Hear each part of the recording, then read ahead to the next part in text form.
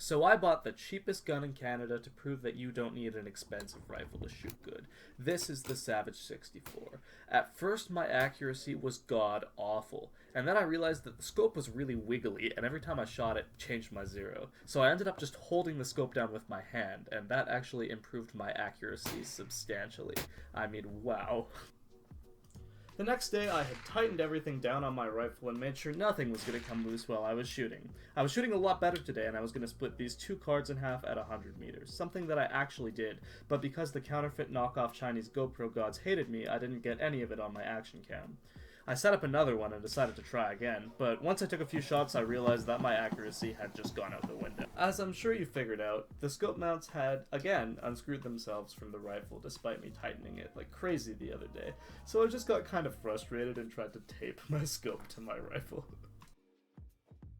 Now, I'm not expecting this tape to help, but I think it will make me feel better when I'm shooting. You know what? I was really wrong though. The tape actually did somehow help. It definitely reduced the wiggle. And, well, I'll just let you watch my reaction here.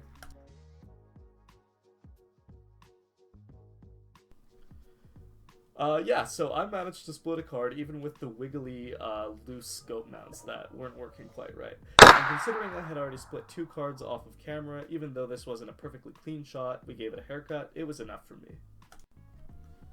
So provided the scope mounts are tightened properly, of course, and don't loosen themselves when you're shooting, the Sabaage 64 is actually a really good accurate rifle. We can split cards with it at 100 meters. And I think that proves you don't really need a super expensive rifle to be super accurate. It's much more the shooter than it is the rifle. Is this the best rifle for that?